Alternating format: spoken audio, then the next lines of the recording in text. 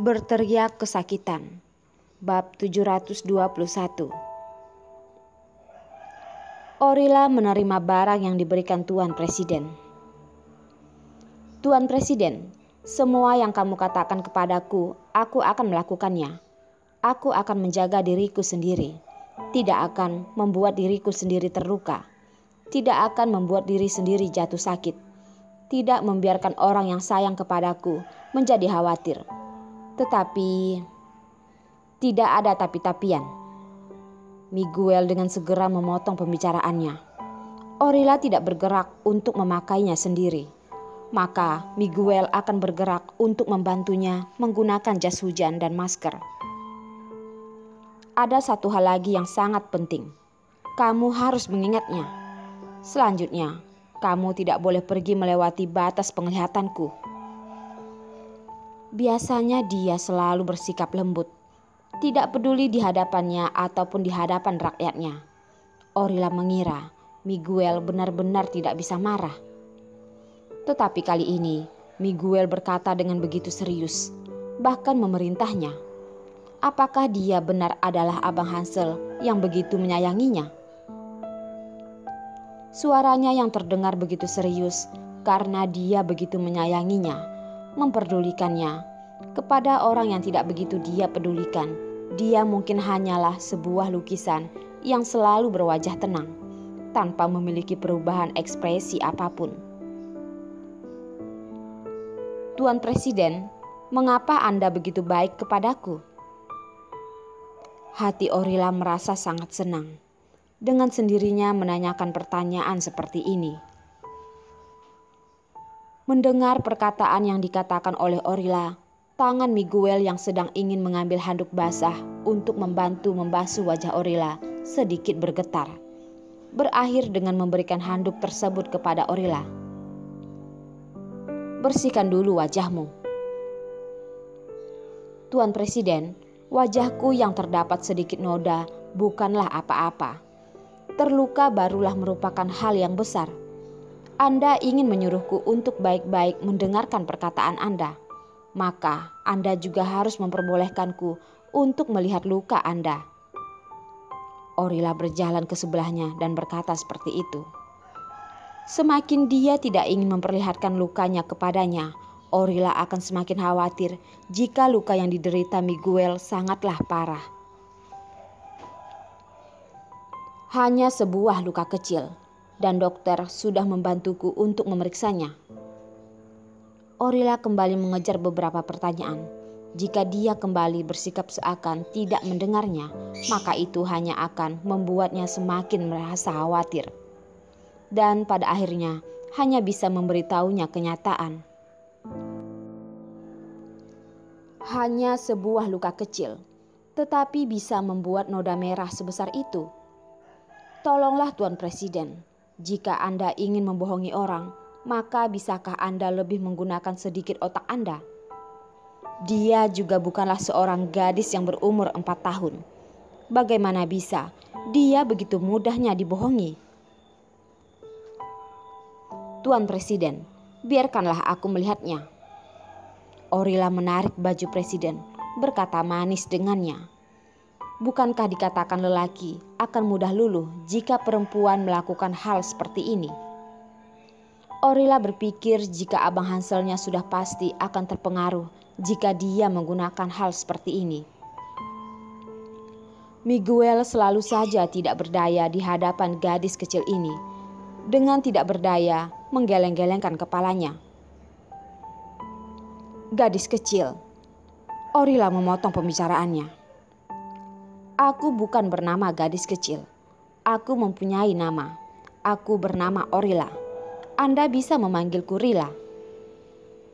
Statusnya membuatnya tidak bisa mengakuinya. Pada saat dia bertemu dengan Orila, dia masih saja harus berpura-pura. Gadis kecil ataupun bukan, dia tetap sajalah adalah Rilanya. Karena Miguel tidak bisa mengakuinya, maka lebih baik mereka saling mengenal dari awal. Gadis, jika kamu kembali memanggilku gadis kecil, nantinya kamu tidak akan boleh memanggilku Rila. Pada saat dia sudah terbuka dan mengakui jika dia mengenalnya, dia juga tidak akan membiarkannya memanggilnya Rila. Perkataan seperti ini ternyata memiliki hasil. Miguel mengerutkan alisnya, tidak berani memanggilnya gadis kecil lagi. Orila memegang pergelangan tangannya, menggoyang-goyangkannya. Tuan Presiden, cepatlah Anda lepaskan baju Anda. Biarkan aku melihat luka Anda. Orila, apakah tidak ada orang yang memberitahumu? Jika kamu sedang bersama dengan lelaki asing, kamu tidak boleh melakukan sesuatu yang membuat orang menjadi salah paham. Miguel berkata dengan wajah suram. Jelas-jelas dia sedang berperilaku imut terhadapnya. Jelas-jelas dia sedang mengkhawatirkan dirinya. Tetapi dia tetap merasa tidak seharusnya Orila berperilaku begitu mesra dengan status dia sekarang ini.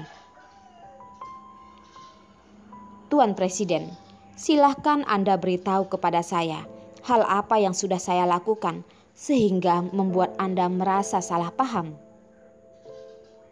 Jelas-jelas mengetahui jika dia tidak mengetahui jika dia sudah mengetahui identitasnya. Dia baru bisa mengatakan hal yang menyakiti perasaan orang seperti ini. Tetapi setelah mendengarnya, hati Orila masih tetap merasa sedikit sedih. Miguel terdiam.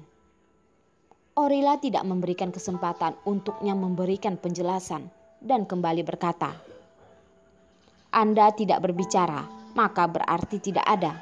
Jika saya benar-benar melakukan sesuatu hal yang membuat orang lain menjadi salah paham, saya akan meminta maaf kepadamu. Juga mohon agar Anda tidak salah paham. Karena saya sudah menyukai lelaki lain, dan saya pasti tidak akan menyukai Anda. Sebenarnya dia ingin berteriak keras kepadanya. Apakah kamu adalah orang asing? Kemarin malam pada saat kamu diam-diam menciumku, bagaimana bisa kamu tidak merasa jika kamu hanyalah orang asing?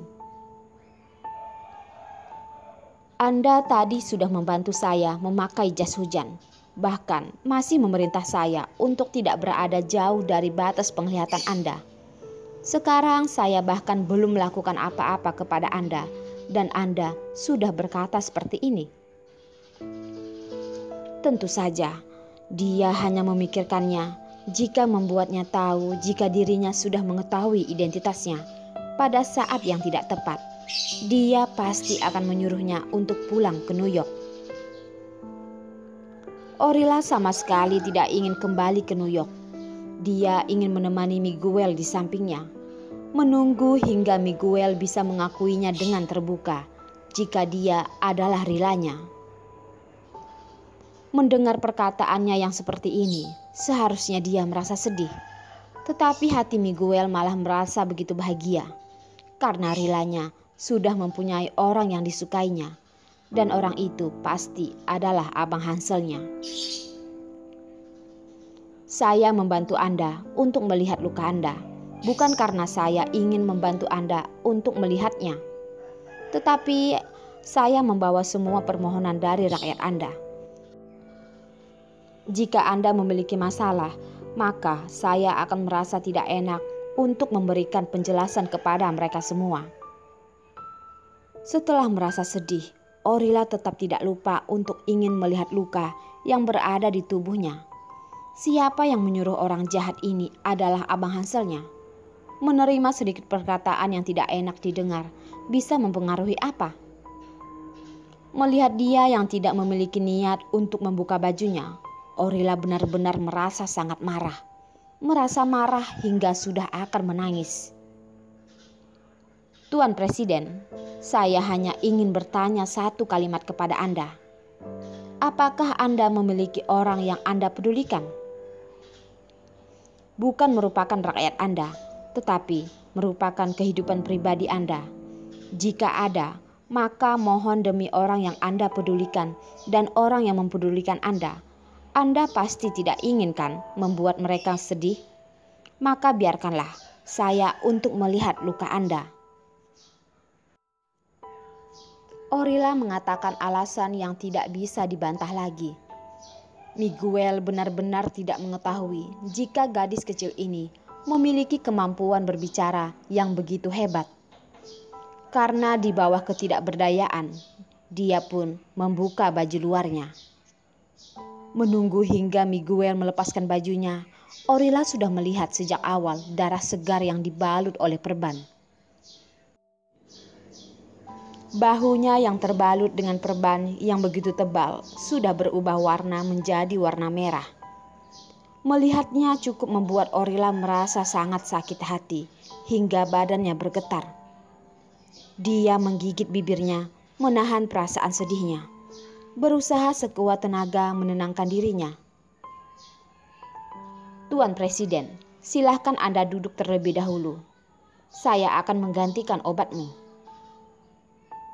Miguel mendengarkan perintahnya dengan baik, duduk di atas kursi, dan membiarkan Orila membantunya mengganti obatnya dan perbannya.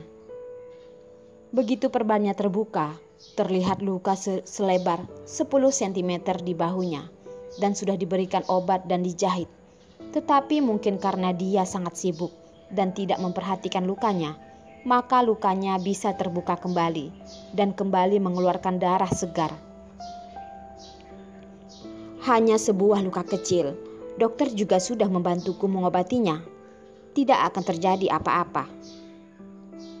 Miguel berbicara dengan begitu tenang, seakan-akan luka ini benar-benar seperti luka kecil yang dikatakannya. Diamlah, Orila memarahinya. Luka yang begitu dalam masih bisa dikatakan sebagai luka kecil. Maka apakah luka yang tidak bisa diobati barulah dikatakan sebagai luka yang serius? Dia merasa begitu marah dan pada saat yang sama merasa begitu sakit. Orila dengan segera menggerakkan tangannya. Dengan gerakan yang begitu terampil dan rapi, membantunya mengobati lukanya. Gerakannya begitu ringan, membuat dia tidak bisa merasakan jika Orila sedang membantunya untuk mengobatinya. Sembari mengobati lukanya, Orila berkata, Tuan Presiden, jika Anda merasa sakit, maka Anda tidak usah menahannya. Anda bisa berteriak. Saya akan berusaha untuk mengobatinya dengan lembut. Tidak akan terasa sakit. Terlebih lagi, dia sedikit lagi akan kehilangan nyawanya karena ingin menyelamatkan Orila. Dia bahkan sama sekali tidak merasa sakit. Luka yang kecil seperti ini bukanlah apa-apa baginya. Au, baru saja dia berkata tidak akan terasa sakit, tetapi Miguel sudah mengeluarkan suara kesakitan. Bukankah tidak akan bisa terasa sakit? Mengapa Anda mengeluarkan keringat dingin? Orila menatapnya dengan dingin. Barusan dia sengaja menekan lukanya. Orila ingin memberitahunya, jika sakit maka jujurlah berkata sakit. Semua orang memiliki hak untuk mengatakan sakit. Bukan karena dia adalah presiden dari sebuah negara, maka dia bukanlah seorang manusia dan tidak akan bisa merasa kesakitan.